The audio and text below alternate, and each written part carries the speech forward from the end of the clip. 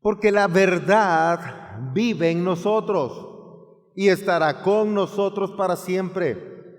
La gracia, la misericordia y la paz provienen de Dios Padre y de Jesucristo, el Hijo del Padre. Permanecerán con nosotros los que vivimos en la verdad y el amor. Amén. Observa, dice, porque la verdad vive en nosotros. ¿Quién es la verdad? Jesucristo. Y la palabra de Dios es Jesucristo, porque la palabra es ahora que se hizo carne, habitó entre nosotros, y el que habitó es Jesús. Amén. Por lo tanto, si tú no memorizas la palabra, si no la guardas en tu mente y no la guardas en tu corazón, no tienes la palabra, ¿cierto? Y si no tienes la palabra, ¿quién no tienes? Observa, el gran problema es que la religión te ha enseñado que con el hecho que te congregues cada 8 días o cada fiesta, cada vez que vas a bautizar al muchacho, llamémosle, ¿va? Tienes a Diosito, ¿en dónde? En el corazón. Eso es religiosidad, espiritualidad. Es que leas las escrituras, la memorices, la practiques, la vivas y entonces realmente tendrás a Dios en tu corazón, porque tienes a la palabra en tu mente y en tu corazón. Si conocemos las escrituras, pero no la vivimos, la verdad está muerta, pero si la ponemos por obra, le damos vida.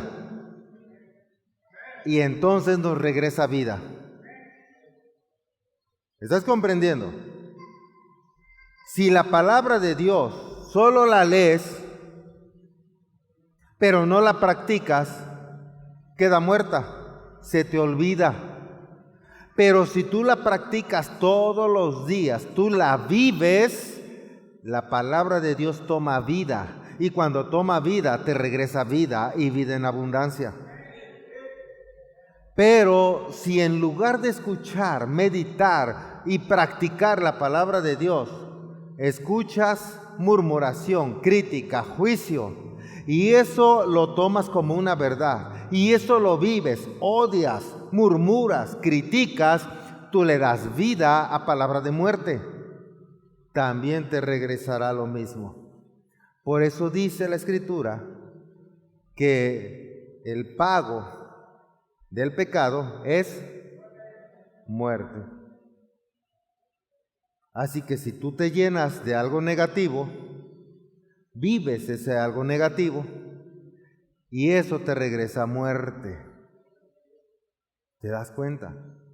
O te llenas de la palabra de Dios, que es vida, y entonces la vives y te regresa a vida. En las manos de quién estás. Tú decides en cuáles estar.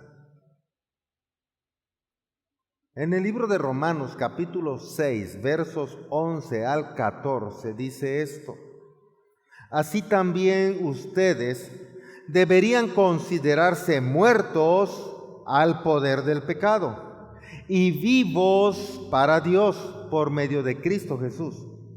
No permitan que el pecado controle la manera en que viven. No caigan ante los deseos pecaminosos.